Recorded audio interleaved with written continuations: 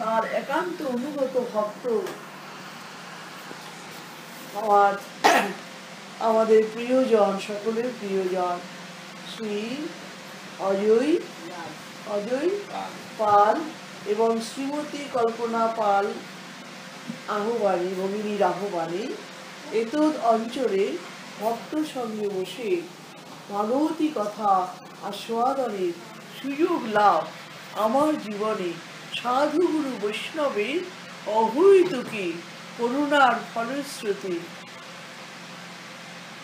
আপনারা জানেন স্বামী বিবেকানন্দের 40 বছর পরে ভাগবত গঙ্গোত্তরী ডক্টর মহানামব্রত ব্রহ্মচারীজি আমেরিকার চিকাগো শহরে বিশ্ব ধর্ম সম্মেলনে অনুষ্ঠিত মহতী বিশ্ব ধর্ম সভায় এশিয়ার প্রতিনিধিত্ব করেছিলেন। সেই সময় বহু ভারতবর্ষীয় কালচার সম্পর্কে, কৃষ্টি ধর্ম সংস্কৃতি সম্পর্কে তিনি বিভিন্ন স্থানে পরিভ্রমণ করেছেন, আলোচনা করেছেন। আমেরিকা, ইউরোপে বিভিন্ন স্থান পরিভ্রমণ করে ভারতবর্ষে কৃষ্টি, কালচার, সংস্কৃতি, সাধন, বিশেষত মহাপ্রভুর ভজন প্রসঙ্গে আলোচনা করেছেন। জগৎবন্ধু সুন্দর বলেছেন, বর্তমান জগতে পৃথিবীর মানুষকে শান্তি দিতে একমাত্র পথ জয় নবদ্বীপ ভারত প্রদীপ। নদিয়ায় নিভে যাওয়া প্রদীপটিকে আবার তুলে ধরো। তাই মহাপ্রভুর মহারান জগতে যিনি ঘোষণা করেছিলেন, যে সমস্ত পার্শ্বদগণ তাদের মধ্যে একজন হচ্ছে স্বরূপ গোস্বামী। আজকে আমার গুরু প্রসঙ্গ শুনতে গিয়ে একটি ছোট্ট লীলা কাহিনী মনে পড়ছে, সেইটি আজকে এখানে স্মরণ করতে ইচ্ছে করি। এই যে জামাইকে প্রশ্ন করলো যে তো আপনার কিছু যদি কথা থাকে তো আপনি বলুন। জামাই বলল, নিজের থেকেই যা শোনাবেন ঠাকুর তাই শুনব। এই কথাটা শুনে আমরা আজকে থেকে অনেক দূরে চলে যাব, 1937 সালের একটা ইতিহাসে চলে যাব। গুরুদেবের কাছে যিনি এসেছিলেন তার নাম হচ্ছে একজন বস্তুবাদী সাংবাদিক, এর নাম অনেকবার শুনেছ, এর সঙ্গে অনেক ঘটনা জড়িয়ে আছে। এর সঙ্গে তার নাম হচ্ছে টমাস মার্টিন। টমাস মার্টিন উনি তৎকালীন আমেরিকার একজন যুবক। ইনি খুব বস্তুবাদী সাংবাদিক, বস্তুবাদী তত্ত্বাদি নিয়ে থাকেন, ঈশ্বর ভগবান এসব মানেন না, কিন্তু গুরুদেবকে খুব শ্রদ্ধা করেন, খুব ভালোবাসেন। তো সেদিন ওনার গুরুদেবের কাছ থেকে উনি বিশ্বাস করেছেন শুনে, কেন আত্মাকে বিশ্বাস করবেন, দেহ আত্মার সমাধান গুরুদেব করেছেন, এসব গল্প কাহিনী শুনেছেন। একদিন উনি প্রশ্ন করছেন, গুরুদেবের কাছে এসছেন, এসে বলছেন যে কি কথাটা শুনলে আমার ভালো হবে সেন্ট বলে ডাকতেন। বলতেন, সেন্ট অনেক শুনলাম তোমার কাছ থেকে, তোমরা কেন গো সেবা করো। উনি বিশ্বাস করতেন না, অবাক হয়ে যেতেন যে এই উদাম শীতে, ওই রকম একটা শীতের মতো দেশে তুমি কেমন করে মানে সারা গায়ে তিলক আঁকতেন গুরুদেব, তো কী করে তুমি এই সবগুলি করো। গুরুদেব, আমি ভগবানকে ডাকার পূর্বে আমি আমার দেহটাকে শুদ্ধ করি, আমি অনুভব করি আমার দ্বাদশ সঙ্গে শ্রী শ্রী হরিপুরুষ দ্বাদশ নামে আসন গ্রহণ করেছেন। তার ললাটে তাকে কেশব রূপে দেখি, আমার উদরে তাকে নারায়ণ রূপে দেখি, এই বলে তিনি দ্বাদশটি চিহ্নাদির নাম স্মরণ করলেন। তারপরে বলছেন, আচ্ছা তুমি যে বললে, তো তোমার গুরুদেবের কাছে শুনতে শুনতে তার একটা এমন একটা অনুভূতি হয়ে গেছিল যে আমার অনেক কিছু সে জেনেছে, গো সেবা জেনেছে, মানে একাদশী ব্রত ছিল, তুমি মৌন কেন থাকো, হরিবাসর কেন করো, ইত্যাদি বিষয়গুলো। এর সঙ্গে সায়েন্টিফিক কী কারণ আছে, ওরা আবার যুক্তিসম্মত বিজ্ঞানসম্মত কারণ না হলে ও অন্য কিছুকে মানতে চায় না। তো এরকম অনেক প্রশ্ন করে করে জানতো। সেদিনও এর আগেও জিজ্ঞেস করি, একাদশী হরিবাসর কেন করো, ওই প্রত্যেকটা জিনিসের বাসর থাকে, শ্রীহরি স্মরণের জন্য একটা নির্দিষ্ট দিন ঠিক করেছেন আমাদের শাস্ত্রকাররা। এক একটা তিথির এক একটা মাহাত্ম্য থাকে, এক একটা তিথির এক একটা, যেমন অক্ষয় তৃতীয়া, তিনের মাহাত্ম্য বলছিলাম কতদিন। তিনের মাহাত্ম্য কেন, তিন কি জন্য, তিন ত্রয়ী থেকে তিন, তিনের মাত্র তিন, যেহেতু তিনকে করা হয়েছে অক্ষয়। একাদশীর এরকম অর্থ আছে, একাদশী এ ধরনের অনেক রকমের অর্থ আছে। বিশেষ করে একাদশীর দিন গুরুদেব বলেছিলেন যে ওরা তো বিজ্ঞান ছাড়া মানতে চায় না প্রথমে, পরে শ্রীহরি ভক্তি তার হয়, শ্রীহরি ভক্তি পরে সে লাভ করেছে। যেদিন বলল একাদশীর দিনে আমরা, মহাপ্রভু বলেছিলেন মা একাদশীর দিনে তুমি অন্ন গ্রহণ করবে না, এই হরিবাসরের দিনে মা কদাচ মানে অন্ন গ্রহণ করবে না।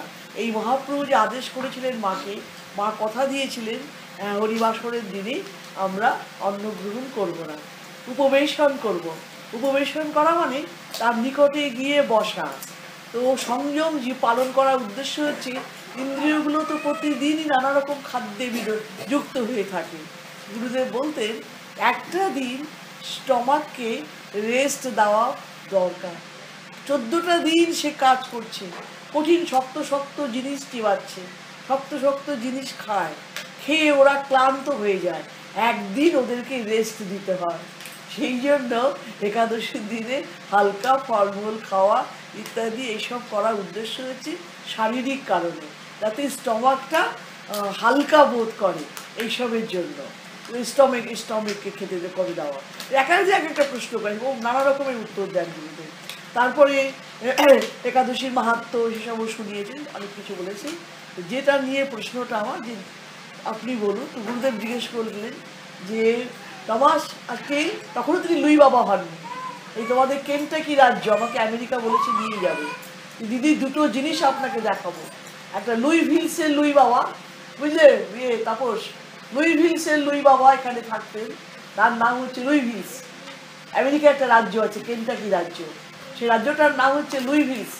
লুইভিলসে যিনি থাকতেন এই টমাস মার্টিন, উনি পরবর্তীকালে সেন্ট হয়ে সেখানে ছিলেন, তার নাম হচ্ছে লুই বাবা, নাম ধারণ করেছিলেন। সে একটা বস্তুবাদী যুবক, পরে সাংবাদিকতা পাশ করার পর, এত কিছু হওয়ার পর উনি কিন্তু সব সব ছেড়ে টেড়ে দিয়ে গুরুদেবের শিষ্যত্ব গ্রহণ করেছিলেন। গুরুদেব কিন্তু কাউকে কখনো করেননি, খ্রিস্টান করেন মানে ধর্মান্তরিত করেননি, কিন্তু ওরা নিজেরাই গুরুদেবকে গুরুর আসনে বসিয়েছিলেন। গুরুদেব ওদেরকে শুধু খ্রিস্টানিটির সঙ্গে যুক্ততা করে দিয়েছিলেন, খ্রিস্টানিটির সঙ্গে যুক্ত করে দিয়েছিলেন। তো সেদিন সেই টমাস মার্টিন সেদিন এসে আর করেনি, অন্য কোনো প্রশ্ন জিজ্ঞেস করেনি, এসে চুপচাপ এসে মহাপ্রভু চরণতলায় এসে বসেছেন।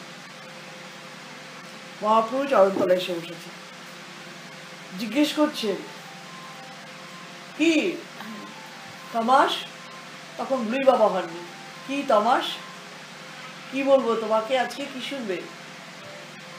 টমাস মার্টিন সেদিন উত্তর দিয়েছিলেন, সেইন্ট আমার কি শোনা প্রয়োজন আজকে আমি বুঝতে পারছি না, তুমি আমাকে বলো, আমাকে যে কি শুনতে হবে, কি শোনাটা আমার দরকার আজকের দিনে, এটা তুমি আমাকে বলো।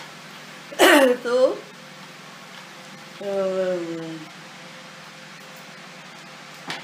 রূপ গোস্বামী পাদের কথা তখন গুরুদেবের মনে পড়ে গেল।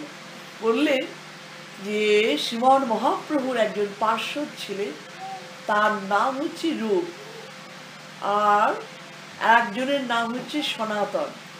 সনাতনের মধ্যে দিয়ে মহাপ্রভু বিশ্ব জীবের কাছে জানিয়েছেন একটা উত্তর, যে উত্তরটা সনাতন এসে জিজ্ঞেস করেছিলেন। সনাতন এসে জিজ্ঞেস করেছিলেন, প্রভু আমি কে, আমার কষ্ট কেন, কি করলে আমার সকল ত্রিতাপ জ্বালা দূর হবে, কে আমি, কেন আমারে, যারে তাপত্রয় ইহা নাহি জানি মুই, কেমন হিত হয়। সনাতন মহাপ্রভু প্রশ্ন করছেন মহাপ্রভুকে। মহাপ্রভু এই প্রশ্নের উত্তরের মধ্যে দিয়ে বিশ্বের সকল জীবকে জানিয়েছেন সকল মত সকল পথের মানুষকে জানিয়েছেন আমার স্বরূপটা কি, আবার কেন দুঃখ পায় ও কী করলে দুঃখ যাবে, এ অন্য প্রসঙ্গ।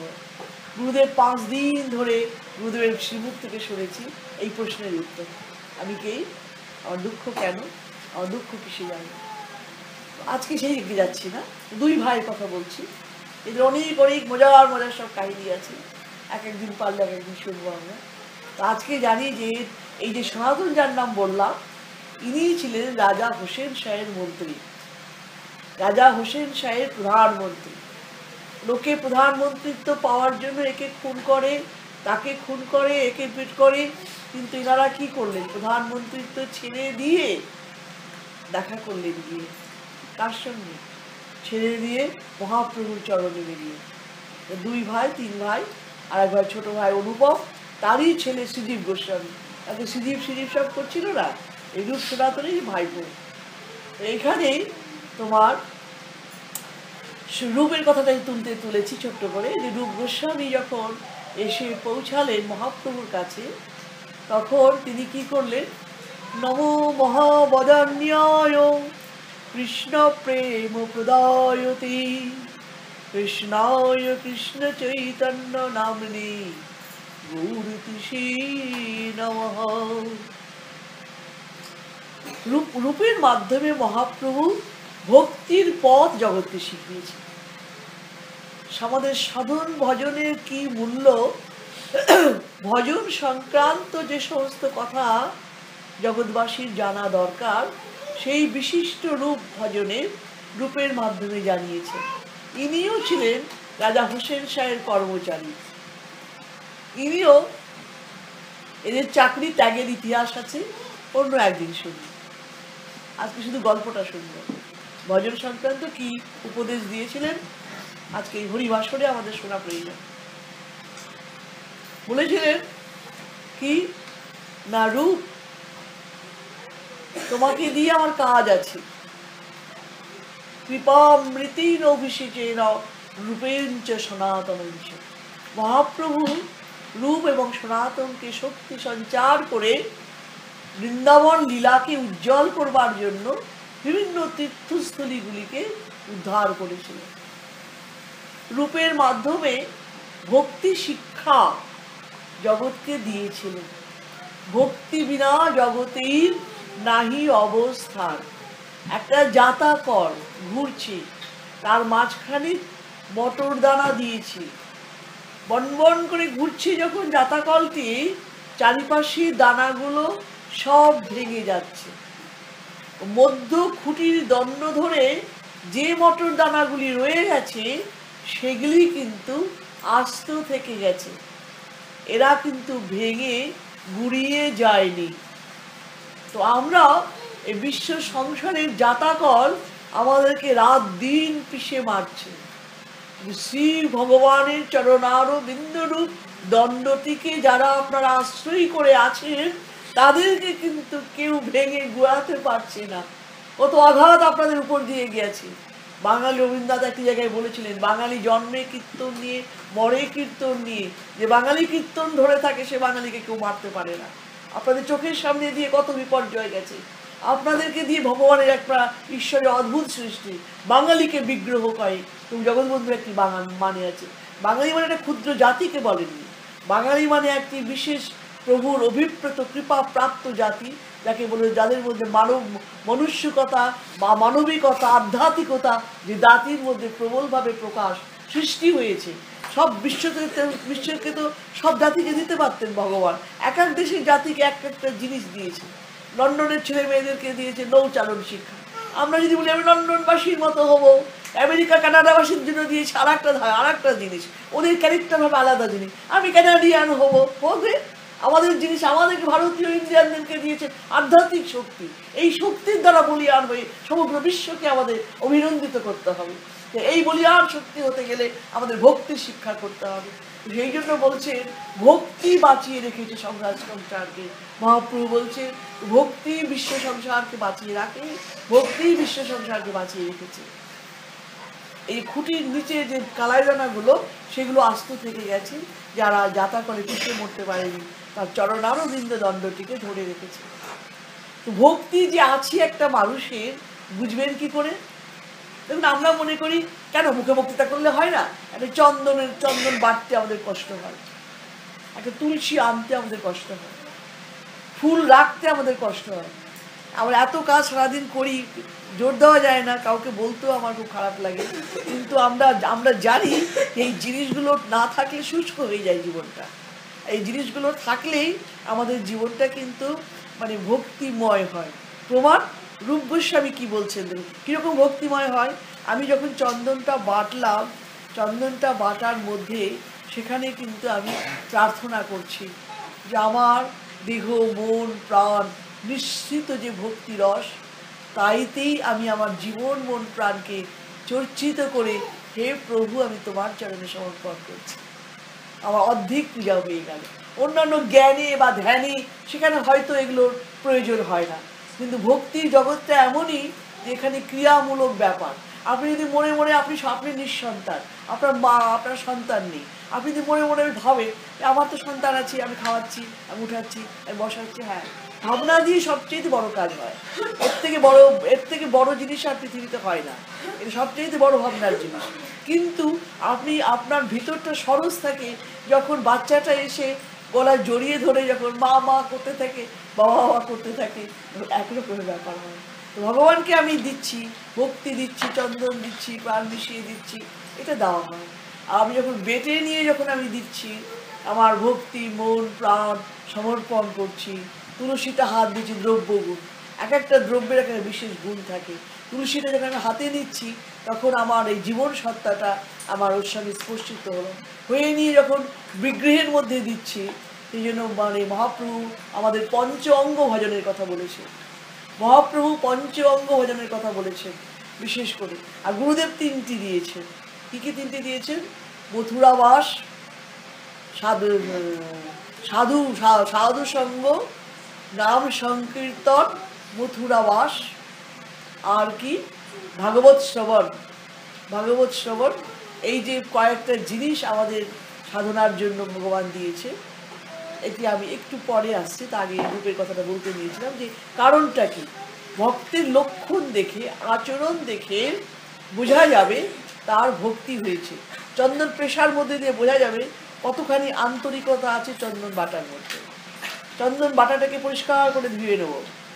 এই যে ধুলাম যে আমি পরিষ্কার করে, তাতে তার মধ্যে দিয়েই কিন্তু আমার স্বচ্ছতা হচ্ছে, হৃদয়ের স্বচ্ছতা হচ্ছে, মনের মালিন্য দূর হয়ে যাচ্ছে। শ্রীপাদ মহেন্দ্রজি যখন সেবা করতেন, মানে মন্দিরে যেতেন, প্রত্যেকটা তরি তরকারিগুলোকে বুকের মধ্যে ধরে নিয়ে বলতেন, ওরে তোরাই তো আমার প্রভুর সেবা করিস, তোরা প্রভুকে গিয়ে প্রভুকে বাঁচিয়ে রেখেছিস, তোরা কত সুন্দর করে সেবা করিস, আমি তা করতে পারলাম না। আর রাধারানীকে ডেকে বলতেন, রাধে রাধে মহাভাবময়ী, আমার হাত তো জড় বস্তু, এই বস্তু কি আর গ্রহণ করবেন আমার বন্ধুহরি প্রাণহরি? রাধে তোমার মহাভাব বস্তু ছুঁয়ে দাও, স্পর্শ করে দাও, সব কিছু মহাভাবময় করে দাও, তাহলে আমার বন্ধুহরি নিশ্চয়ই গ্রহণ করবেন। এই বলে বলতে, রাধে তোমাকে আমি থালাটা দিব না, তোমার কষ্ট হবে, তুমি আমার সঙ্গে থেকো। থালাটা নিয়ে নিজেই দৌড়ে মন্দিরে যেতেন, বলতেন দিদি তুমি আগে আগে যাও। রাধারানীকে বলতেন, দিদি তুমি আগে আগে যাও, আমি তোমার পরে পরে যাই। এই যে ভাবনা হচ্ছে, ভাবনা দিয়েই তাকে পাওয়া যায়। আর এই ভাবনাটাই হাতের মধ্যে প্রকাশ পায় তার প্রতিটি অ্যাকশনের মধ্যে। একটা প্রণামের মধ্যে আমরা দেখছি, নমো মহাবদান্যায় কৃষ্ণ প্রেম প্রদায়তে কৃষ্ণায় কৃষ্ণ চৈতন্য নাম্নে গৌরতিষে নমঃ। রূপ গোস্বামী পাদ মহাপ্রভুকে দেখবা মাত্রই দূর থেকে বন্দনা করে বলছেন, নমো মহাবদান্যায় কৃষ্ণ প্রেম প্রদায়তে কৃষ্ণায় কৃষ্ণ চৈতন্য নাম্নে গৌরতিষে নমঃ। নম, নম মানে প্রণাম করি। পুরো মন্ত্রটা ধ্যান করব না, একটা ক্রিয়া দেখাচ্ছি। ভক্ত যে হয়, ভক্ত তার কাজের মধ্যে কখনো আমিত্বকে প্রকাশ করবে না। ভক্ত তার কাজের মধ্যে কখনো আমিত্বকে প্রকাশ করবে না। তার সমস্ত কাজের প্রথম বক্তব্যই হচ্ছে আমার মাথা নত করে দাও হে তোমার চরণ ধুলার তলে, সকল অহংকার হে আমার ডুবাও চোখের জলে। ভক্তির জীবন দিয়ে ভগবানই কাজ করিয়ে নেন। তার অভিপ্রেত কর্ম, ভগবত অভিপ্রেত কর্ম সম্পাদন করাই হচ্ছে ভক্তের একমাত্র কাজ। রূপ জানেন না তার জীবনটা কিসে কাটবে, কিসে যাবে, কি করলে ভালো হবে। সেই জন্য অন্য সবাই এসে প্রশ্ন করেন মহাপ্রভুর কাছে। রূপ যেহেতু ভক্তি জগৎ শিক্ষা দিতে এসেছেন, ভক্ত ভক্তি শিক্ষা দিতে এসেছেন, সেই জন্য রূপের কাজ হচ্ছে শরণাগতি। রূপ এসে মহাপ্রভুর চরণতলায় বসে পড়েছে, কোনো কোশ্চেন করছেন না, কোনো আদেশ উপদেশ করছেন না। কারণ হচ্ছে তার একটাই, প্রভু আমি তো জানি না আমার কি কথাটা শুনলে ভালো হবে, কি কোন পথে চললে আমার ভালো হবে আমি জানি না। আমি আমার সমস্ত, দেখুন বৃষ্টি পড়ছে আকাশ থেকে, তো বৃষ্টি পড়ছে আকাশ থেকে, যে জমিটা খাদ মানে মানে বেশ গর্ত করা অবনমিত, সেখানে কিন্তু বৃষ্টির জলটা ধরে থাকে। সেখানে যদি ভালো বীজ বপন করা যায় সুন্দর ফসল হবে। আকাশ থেকে বৃষ্টি পড়ছে, কিন্তু জমিটা যদি ঢাল থাকে তাহলে কি হবে? ওই জমি যতই সারযুক্ত জমি থাকুক না কেন, ঢাল থাকার জন্য সমস্ত বৃষ্টির মধ্যে উপরে ঢালের ঢাল জমিতে আপনি যত মূল্যবান বীজ দেন না কেন, মুষলধারায় বৃষ্টিতে সব বীজ ধুয়ে চলে যাবে। তো যেটা অবনমিত খাদযুক্ত যে জমি, সেখানে যখন ভগবানের কৃপা ধারা পড়ে তখন একটা মজার জিনিস সৃষ্টি হয়। কি হয়? ভগবানের কৃপাধারা যখন সেই জমির মধ্যে পড়ে তখন সেইখানে সেটা থাকে, ভালো ফসল হয়। আর যেখানে অহংকার থাকে, মাথা উঁচু থাকে, ভগবানের কৃপা নেমে আসে, কিন্তু ভগবান সমান কৃপা করেন, অহংকারের জন্য সেখানে ভগবানের গুরু কৃপা বীজটা সেখানে কাজ করে না, সেখানে ধুয়ে চলে যায়। তো যে ব্যক্তিটা অবনমিত হবে তার কাছে অহংকার শূন্য হবে, তার কাছে ঈশ্বর কৃপা ধরে রাখতে সে সক্ষম হবে। মহাপ্রভু যে কথাগুলো বলবেন কোন পাত্রটিকে দেবেন? যার মধ্যে সেই গ্রহণ করবার মতো মানসিক যোগ্যতা আছে। হ্যাঁ আমি সব জানি, আমাকে জ্ঞান দিতে হবে না, তো অনেক শিখেছি, এইরকম জায়গায় দিন তো কিছু হবে না। যার শেখার জন্য, নেওয়ার জন্য, করার জন্য যার ইচ্ছে থাকবে। তার প্রমাণটা কি? প্রমাণটা ভক্তের প্রতিটি কাজই হবে ঈশ্বরকে যখন সে আরম্ভ করবে দিন, তখন সে বলবে হে প্রভু, সমস্ত দিনের উদয় হয়েছে, শুভ মুহূর্তের উদয় হয়েছে তোমার চরণ স্পর্শ করে, তোমার বদন দর্শন করে, তোমার সেবার্থেই এই জীবন। সুতরাং তোমাকে খুশি করার জন্য আমি জীবনের বাইরে পা রেখে চলেছি। সারাদিন কাজ করলাম, তারপরে তার মানে শরণাগতি নিলাম। আবার যখন রাত্রিবেলা সব শেষ করলাম, প্রভু ভালো হলো না মন্দ হলো, কি কর্ম করলাম জানি না, কি কর্ম করালে তাও জানি না। যেটাই করি না কেন উদ্দেশ্য ছিল আমার তোমাকে সুখী করা, তোমাকে আনন্দ দেওয়া। আমার দিনের সমস্ত কাজের হিসেব নিকেশ আমি তোমায় বুঝিয়ে দিলাম। তুমি আমাকে তোমার ইচ্ছানুরূপ কর্ম অনুসারে আমাকে পরিচালিত করো। কর্মজনিত যে অহংকার, জনিত যে যন্ত্রণা জ্বালা, এইটা আমাকে স্পর্শ করবে না। এইটা এলে পরও তার ফল আমাকে দেবে না ভগবান। কারণ আমার আমিত্ব থেকে আমি রেহাই পেতে চাইছি। আমার প্রাক্তন সংস্কার আমাকে দিচ্ছে না, কিন্তু আমি প্রতিটি মুহূর্ত সেই আমিত্বের জ্বালায় নিজেকে বিরাট করে রেখেছি। তার কৃপা আসছে, নেমে ধুয়ে চলে যাচ্ছে। আমার আমিত্বটাকে আগে শেষ করতে হবে। সেই জন্য তার প্রতিনিধি ভগবান দিয়েছেন রূপকে। নিজান রূপে প্রভুর এক রূপে, ততার রূপে সবিলাস রূপে। রূপ এমন একটি পাত্র যে যেমন দেখলে মনে হবে যেন মহাপ্রভুর মতো। মহাপ্রভু যেমন সুন্দর, মহাপ্রভু স্নিগ্ধ কোমলাঙ্গ, ঠিক রূপের একদম অভিনব রূপ। নিজান রূপে প্রভুর এক রূপে, সহজাভিরূপে ততার রূপে সবিলাস রূপে, ততার রূপে। তাই মহাপ্রভু রূপকেই একমাত্র দেখেছেন তার দান করবার পাত্র হিসেবে। মহাপ্রভু ভাব, মহাপ্রভু ভক্তি, মহাপ্রভু চিন্তাধারা সে গ্রহণ করতে পেরেছে। সেই জন্য রূপকে তিনি রূপকে তিনি সেই রকম কথা বলেছেন। কি বললেন? না রূপ, তুমি কি শুনতে চাইছো? রূপ প্রথমেই দেখাচ্ছে নমো মহাবদান্যায় কৃষ্ণ প্রেম প্রদায়তে নম। নম মানে তার সমস্ত মস্তকটিকে নবনমন করলেন, তাই বলছেন নম। আর কি? মহাবদান্যায় কৃষ্ণ প্রেম প্রদায়তে, এগুলো ব্যাখ্যা আজকে যাচ্ছে না, আমি এইটুকুতে আসে শেষ করলেন কি বলে? কৃষ্ণ গৌর তিসি নমঃ। কাজ যখন শেষ করছি তখনও নম বললেন। অর্থাৎ ভক্তির আরম্ভও হবে, ভগবান কাজের আরম্ভ হবে ভগবানের নাম স্মরণ করে, কাজটা শেষ করবে ভক্ত ভগবানের চরণে সমর্পণ করে। আরম্ভ ভক্তি দিয়ে, সমর্পণও হবে ভক্তি দিয়ে। এইরকম পাত্র ঈশ্বরের কাজ করবার উপযুক্ত হবে। সেই জন্য ওই রকম পাত্রকে দিয়েই মহাপ্রভু তার সেই ভাববিলাস, এই ভজন বিলাস ইত্যাদি তিনি প্রচার করিয়েছিলেন। তো সেদিন যে মার্টন, সে যে কোনো প্রশ্ন করেনি, তো মার্টনের মধ্যে ছিল কি, মার্টন খুবই ভালো লোক ছিলেন, কিন্তু পড়াশুনো করতেন, চীন ভাষা ইত্যাদি সমস্ত কিছু পরিব্রাজন করেছে, অনেক অনেক বই লিখেছেন। আপনারা ইন্টারনেটে তার নাম পাবেন, ওনার নাম টমাস মার্টন হিসেবে হয়তো পাবেন কিনা জানি না, লুই বাবা হিসেবে দেখতে পারেন আর কি, লুই বাবা হিসেবে তার নাম আছে। সেখানে আমাদের সাংবাদিক অমিতাভ চৌধুরী গিয়েছিলেন, গিয়ে দেখেছিলেন তার দেওয়ালের মধ্যে লেখা আছে turning in world was due to the timely advice of Hindu monk doctor Mahanambrata ব্রহ্মচারীজি। সেইটা আমার একবার জীবনে দর্শন করবার ইচ্ছে আছে। সাংবাদিক অমিতাভ চৌধুরী 1965 সালে গিয়ে গুরুদেবের নাম দেখে এসছেন, বলছেন আজকে যে আমার জীবনটা দেখছেন, আমার এই জীবনটা পাল্টে দিয়েছে আমার গুরুদেব। তুমি বলছো খ্রিস্টান, আবার বলছো গুরুদেব।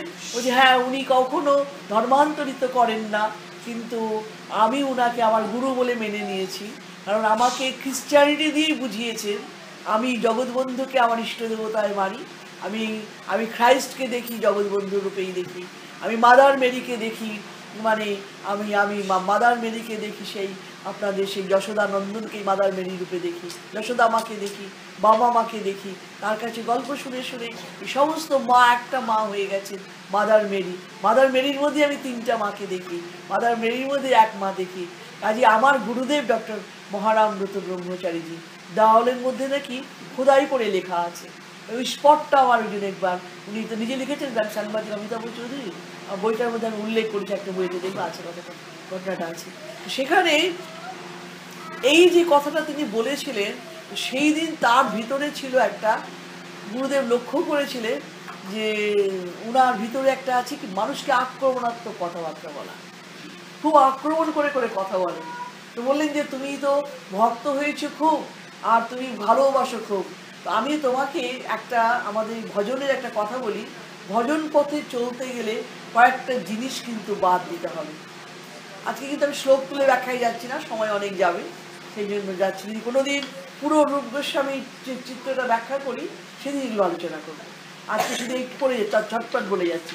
ব্রহ্মাণ্ড ভ্রমিতে কোনো ভাগ্যবান জীব গুরু কৃষ্ণ প্রসাদে পায় ভক্তিলতা বীজ, সেই বীজ মালি হওয়া, সেই বীজ করে আরোপণ, মালি হওয়া সেই বীজ করে আরোপণ, আর শ্রবণ কীর্তন জলে করে সেচন। কিন্তু যদি লতার অঙ্গে উঠে উপশাখা, মুক্তি তার মুক্তি যত অসংখ্য তার লেখা। আর কি ওখানে বলছে নিষিদ্ধাচার কুটি নেতি বৈষ্ণব নিন্দন। বৈষ্ণব নিন্দন একটা ভীষণ রকমের আমাদের একটা জীবনে একটা অপরাধ করে, আর লাভ পূজা প্রতিষ্ঠা পাওয়ার বাসনা, এই দুইটা জিনিস কিন্তু আমাদের ভজন পথকে বিলম্বিত করে।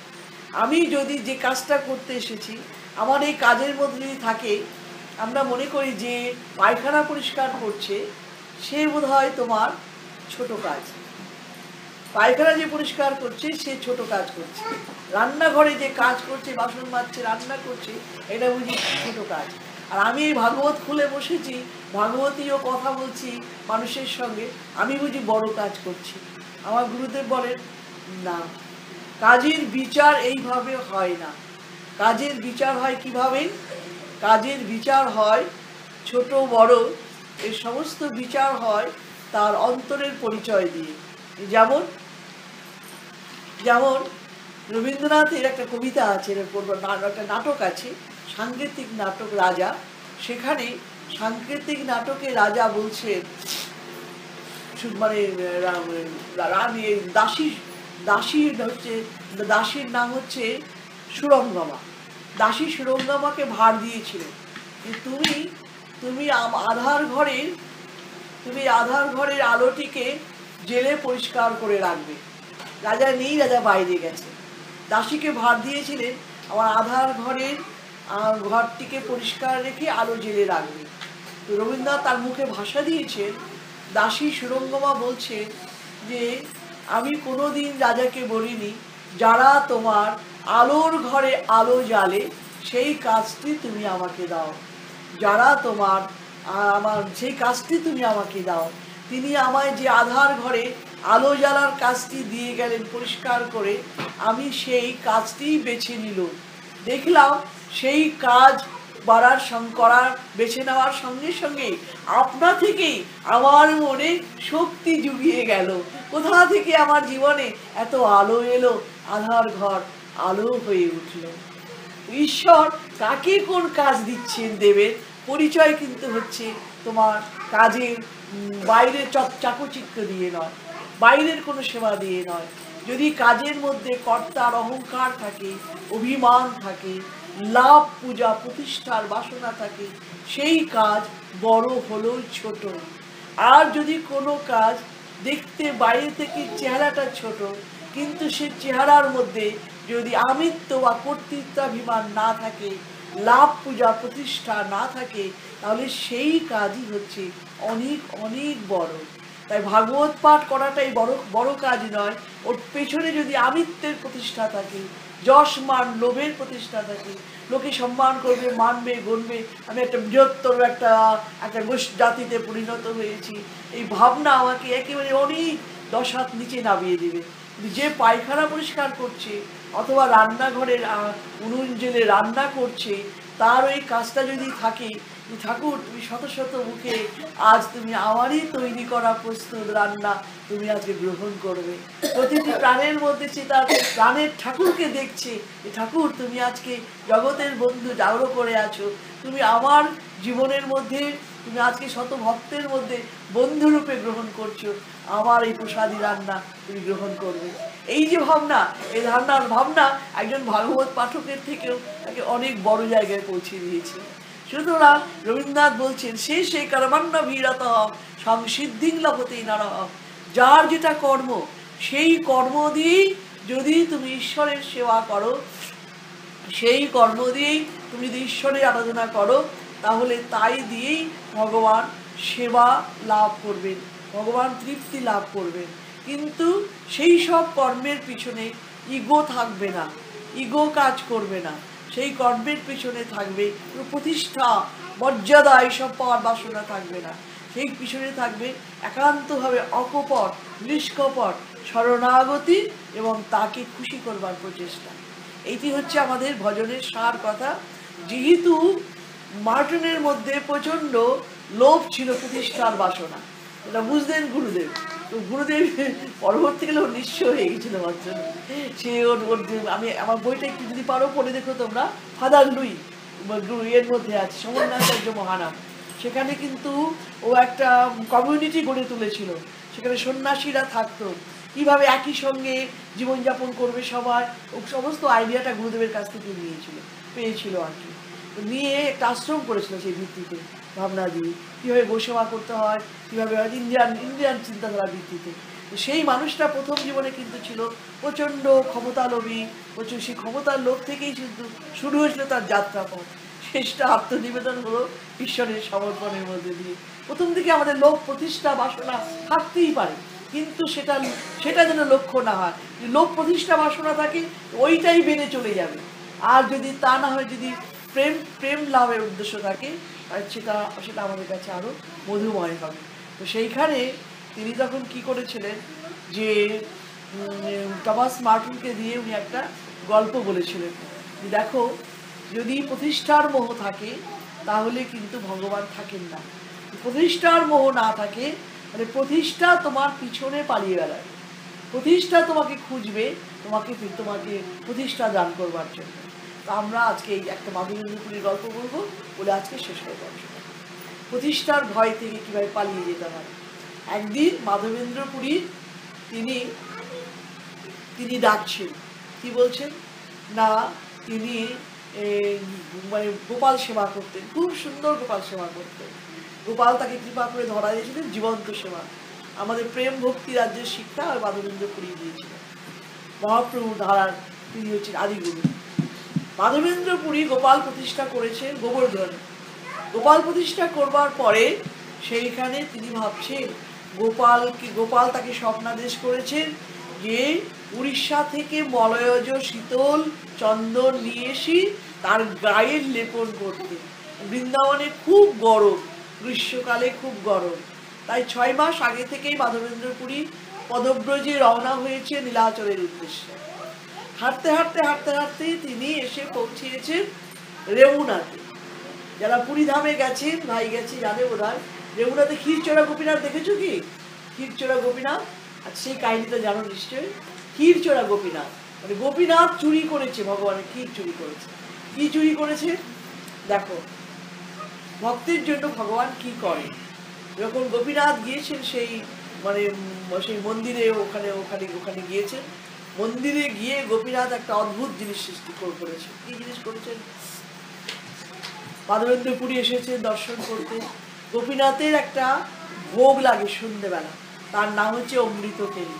অমৃতকেলি ভোগ এত অপূর্ব হয় যে মুখে দিয়ে তিনি খুব তৃপ্তি লাভ করেন।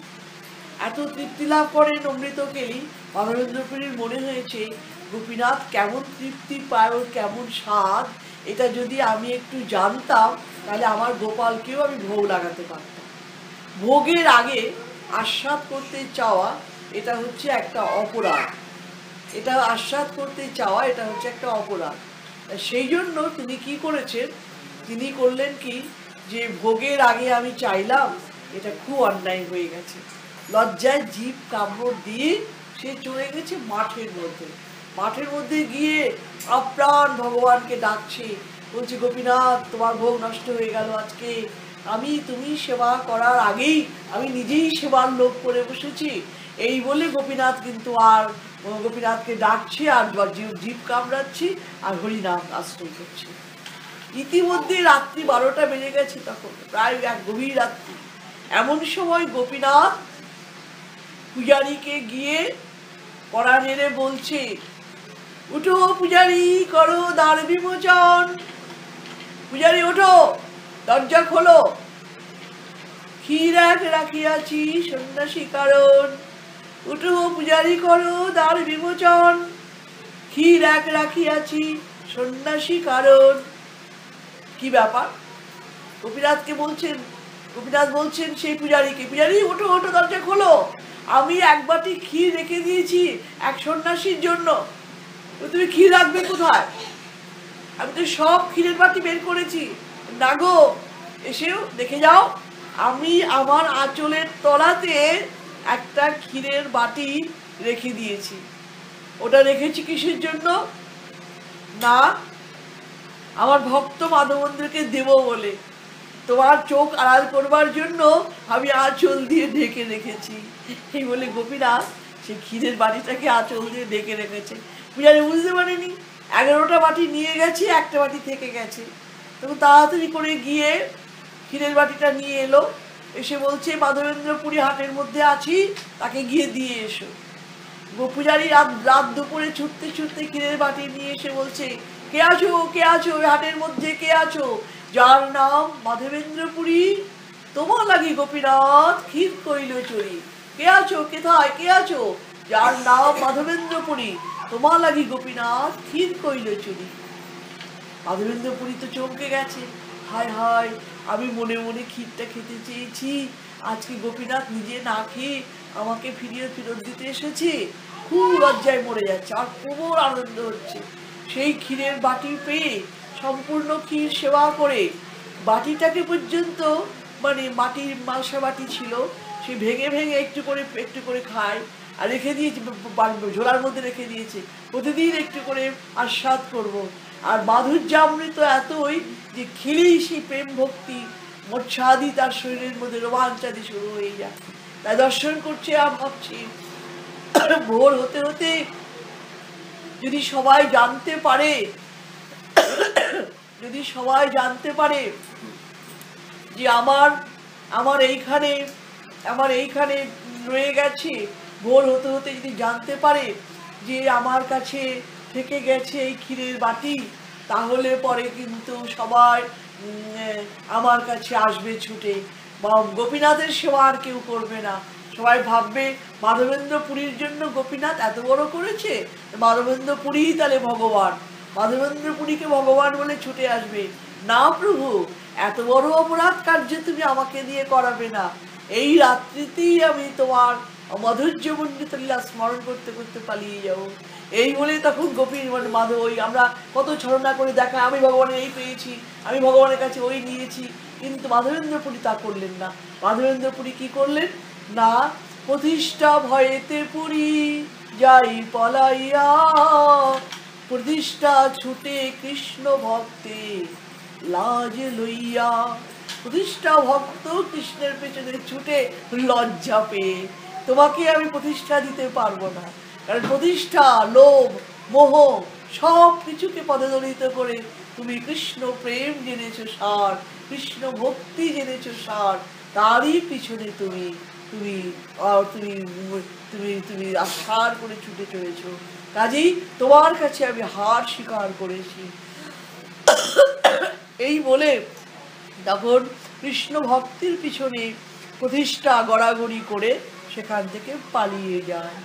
তো ভগবানের ভক্তির পথেই এই লাভ পূজা প্রতিষ্ঠা এগুলো হচ্ছে একটা ভীষণ রকমের অন্তরায়। আর একটা অন্তরায় হচ্ছে আমি বড় কাজ করি, তুমি ছোট কাজ করো, আমি বড় জায়গাতে বসেছি ভাগবত পাঠক, আর তুমি একটা ক্ষুদ্র কাজে রান্না পায়খানা পরিষ্কার করছো মেথর। এই যে ভাবনা, তা সে যে কত বড় সে যে সূচি, তার পরিষ্কার করার জন্য যে মানুষ কত সুস্থ সুন্দর জীবনযাপন করতে পারছে, যে কত বড় রাজ্যে বাস করছে, এটা ভগবান এটা বিচার করেই বলছেন। সে সে কারাবান্না ভীরাতঃ সংসিদ্ধি লভতেই নারহ, যিনি যে কর্মে নিরত আছেন সেই কর্মের দ্বারাই যে আমার সেবা করে সেই হচ্ছে আমার শ্রেষ্ঠ ভক্ত। তো আজকে গল্পটা শেষ করলাম না, আগামীকাল আমি পুরোটাই শেষ করবো, আমি সবটা শেষ না করলেও খানিকটা তো শেষ করতে পারবো যে কেন প্রেম ভক্তিকে এত বড় করার কি প্রয়োজন। প্রভু জগৎবন্ধু সুন্দর এই একটি গানে বলা হয় যে ধর্ম অর্থ মোক্ষ কাম গাউরে আনন্দ করে হরে কৃষ্ণ নাম, কি নাম করলে কি পাবে, আর প্রেম পাবে।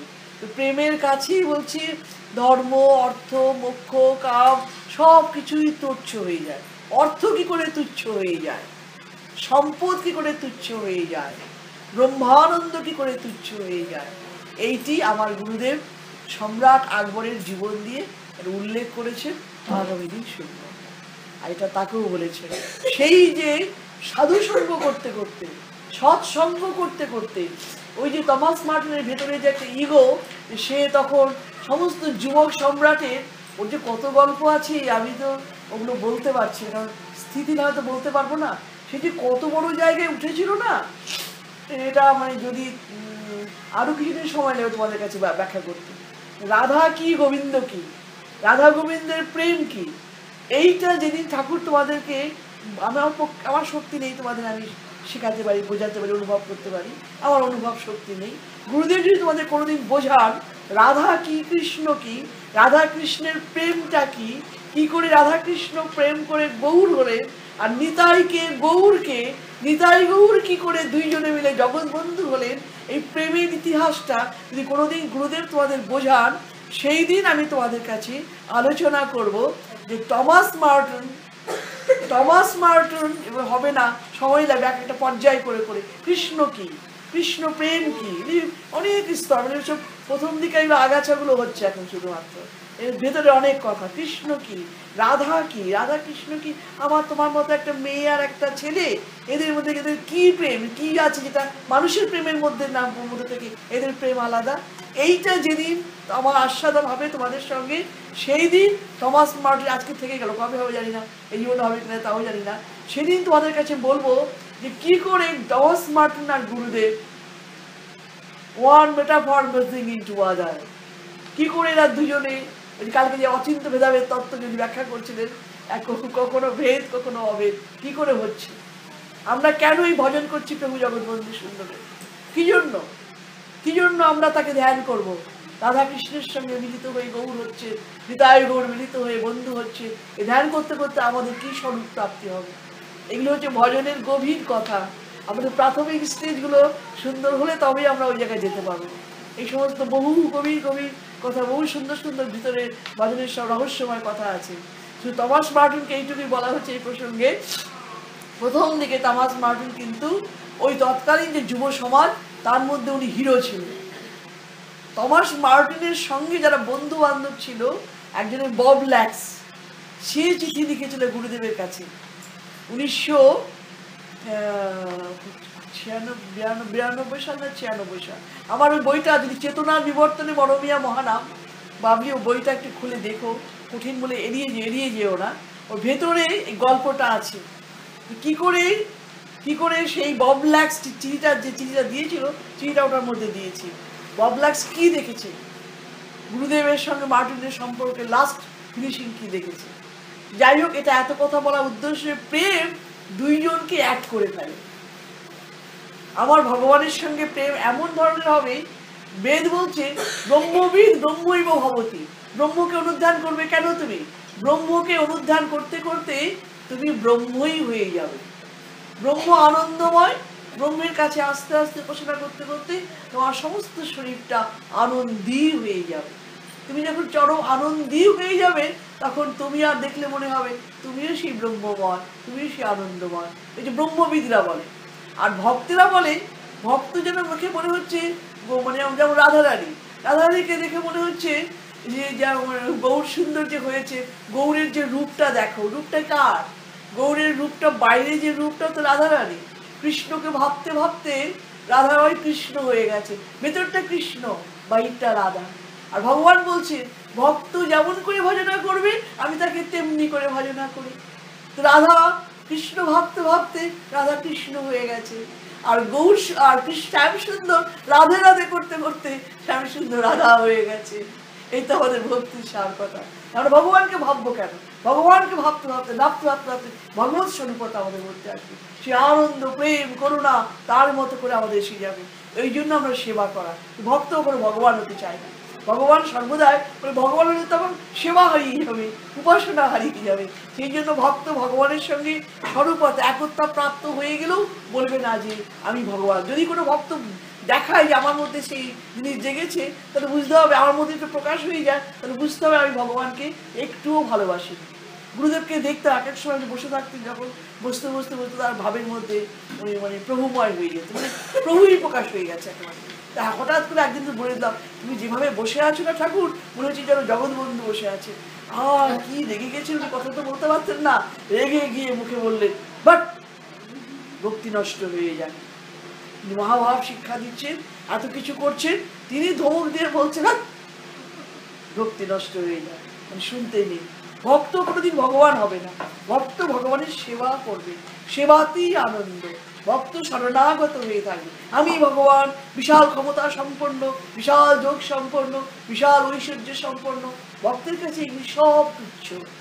এটি কালকে একটা ঘটনা দিয়ে স্মরণ করব, যে ভক্তকে কিভাবে কিছুতেই তুমি পারবে না, কোনো কিছুতে ভুলাতে পারবে না, রূপ দিয়ে না, যশ দিয়ে না, অর্থ দিয়ে না। সম্রাট আকবর এসেছিলেন এই রূপ গোস্বামীকে ভোলাতে। কালকে এই অংশটা শেষ করবো, কালকে হবে না,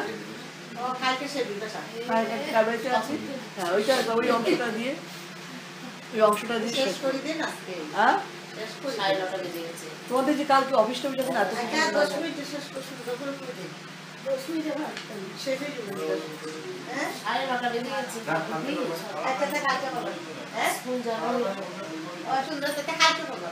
কারণ এখানে অন্য কিছু না। রাত্রি আমার তো, আমি তো এত অল্প সময় কথা বলতে পারি না, ওই জন্য আমি তো তাকিয়ে তাকিয়ে কথা বলছি। আমার ঠাকুর যখন কথা বলবেন তখন তো প্রায় অন্তত মিনিমাম 1.5 ঘন্টা সময় দিতে হবে। এখন তো আমি তাকিয়ে তাকিয়ে কথা বলছি, সব কথাগুলো শুনতে পাচ্ছি না, কি বলতে চান সব শুনতে পাচ্ছি না। আর যখন আমি থাকবো না, তিনি বলবেন, তখন তো কি করবেন আমি জানি না। তোমাদের কাছে যখন বসি, ঠাকুরকে বলি ঠাকুর কি তুমি কি বলাবে বলে, মানে বলছি না, ঠাকুরকে বলি না তুমি বলো, ঠাকুর বলতে শুরু করলে সময় লাগে ঠাকুর। এখন এমনি এমনি ভাই তুমি বললে যে কিছু বলো, জাস্ট ক্যাজুয়ালি বললাম এটা, যে রূপ কিন্তু একটি কথা শুনতে চাননি। রূপ ভাবলেন যে আমি শুনতে চাইবো, বিপদে পড়ে যাব, কোনটা শুনলে ভালো হবে বুঝবো না, হাত থেকে তুই যদি আমাকে শোনাও সেইটা আমার ভালো হবে। হ্যাঁ, যেটা আমার আনন্দপ্রদ হবে, যে জীবনে আমরা কোন কাজটা করবো, কোন কাজটা করবো না, কোনটা ভালো হবে না। গুরুদেব প্রভুর মধ্যে ঢুকতে পারতেন না, বলতেন কইতে পারি না, কষ্ট হয়। প্রভুময় তো গুরুদেব ছিলেন না, একদম প্রভুময় হয়ে গেছে সমস্ত সম্পর্কটা। প্রভুর লীলা কথাগুলো আমাদের বারবার বলতেন, আমি তো প্রভুর মধ্যে আসতেই পারি না। গুরুদেব বলতে আগে কৃষ্ণ বুঝবে, গৌর বুঝবে, তারপরে বন্ধুলীলাকে বুঝবে। বন্ধুলীলা না আস্বাদন করলে গৌরলীলা আস্বাদন হবে না, কৃষ্ণলীলা গৌরলীলা আস্বাদন না হলে বন্ধুলীলা আস্বাদন হবে না। তো বন্ধুর ওই জিনিসটা আমরা বুঝতে পারবো। কেউ কি জানতো ঠাকুর এরকম কেন করেছিলেন? দিনের যে এত অর্থ কেউ তো জানে না। সবাই জানে যে ঠাকুর রামকৃষ্ণ এইরকম একটা মূর্তি নিয়ে দাঁড়িয়ে আছে, এর যে কি অর্থ তো কেউ জানে না। এইরকম ঠাকুরদের অনেক যুগ যুগ ব্যাপী অনেক অনেক লীলা থাকে, অনেক আচরণ থাকে। ঠিক ওই স্তরগুলোকে কাটিয়ে কাটিয়ে আস্তে আস্তে এক একটা স্তর এক একটা প্রকাশ হয়। জগৎবন্ধু বাইরে যে কৃপা করেছেন এইটা সবাই মোটামুটি বুঝতে পারে। যাদুমণি বাইদিকে কৃপা করেছেন, পতিতা যারা, আমাদের যে মহা উদ্ধরণ মঠ কলকাতায়, এই মহা উদ্ধরণ মঠ একটা পতিতার দান, সুরত কুমারী দেবী, জানো সে গল্পটা? কেমন করে একটা পতিতা দেবী হলো, এইসব নানা রকমের লীলা কাহিনী আছে। এই লীলা কাহিনী ত্রয়ী বইটাতে লেখা হয়েছে। লীলা কাহিনীগুলো আগে পড়ো, মানে কেমন করে একটা পতিতা একটা মানে সেই হয়ে গেল কুমার। সত্যি ঘটনা এগুলো। শোভাবাজারের যে শোভাবাজারের রাজা মনীন্দ্রদেব, তোমরা জানো, তোমরা তো জানার কথা দেখি, কলকাতায় তোমরা থাকো তো জানো তো তোমরা। শোভাবাজারের যে রাজকুমার, তার নাম হচ্ছে কুমার বাহাদুর। রাজ পরিবার, সে রাজ পরিবারের সঙ্গে যুক্ত ছিলেন তোমার সুরত কুমারী দেবী, আর যাদুমণি দেবী তাদের বাড়ির নাতির সঙ্গে যুক্ত ছিলেন। এই যে ঘটনাগুলো, প্রভু জগৎবন্ধু সুন্দর সেই পরিবারটাকে কিভাবে অতুল চক্রবর্তীকে দিয়ে তাদেরকে সব দেবতা করে দিল। ওদের সেই পাতিত্ব বৃত্তি দূর করে ওদেরকে উদ্ধার করে নিয়ে এসে ওরা এক একজন বিশাল বিশাল দান করে গেছে। একজন 59 মানিকতলা মেইন রোড, এটা প্রভু জগৎবন্ধু সুরত কুমারী আপনি পতিতার দান। যার কুমার বাহাদুর তিনি নিজের জীবনটাকে পুরো পাল্টিয়ে নিয়েছেন। কীভাবে পাল্টালেন? একটা ওইরকম একটা রাজ পরিবারের ছেলে ওইরকম একটা কাজ করে বেড়াতো, পরবর্তীকালে তার এক লীলা কাহিনী, সেটা একটা অদ্ভুত কাহিনী। মানে কোন দিক বলি কোন দিক না বলি, তোমরা প্রভু নিজে যাও, তোমাদেরকে দেখে আমার অনেক কথা বলতে ইচ্ছে করে। এই জন্য একটু একটু করে যেখানে পাই সেখানে করলাম আর কি। আমি একটু আজকে ঠিক বক্তৃতা করার জন্য আজকে আমি মানসিকতা নিয়ে বসিনি। আমার প্রথমেই মনে আছে যে 9টা বেজে যাবে, 9টা বেজে গেলে পরে 9:30 বেজে গেল, এই যে বলা যায় না। আজকে শুধু ওই একটি কথার উত্তরটা দিলাম যে সোনরূপ ভক্তি রসের লক্ষণ। মহাপ্রভু ওকে দিয়ে শিক্ষা দিয়েছেন জগতে, সোনরূপ ভক্তি রসের লক্ষণ, সূত্ররূপে কহি বিস্তার না যায় বর্ণন। রূপ তো শুনতেই আছে, আবার মহাপ্রভু তাকে বলছেন কারণ সোনরূপ, তার মানে বলছে শুনলেই সব কথা শোনা যায় না। আমি এটা শুনবো বলে অখণ্ড মনোযোগে যে শোনে তারই হচ্ছে শোনা। শুনেছিলেন একমাত্র রূপ গোস্বামী পাদ, তিনি শুনবার জন্য এসেছিলেন আর অন্য কিছুর জন্য আসেননি। তোমার একটা কথাকে নিয়ে যে শুধু শুনবো, ওইটাকে নিয়ে আমার এত কথা আজকে শুধু আলোচনা করলাম। অখণ্ড মনোযোগে শোনা এই হচ্ছে ঠিক শোনা।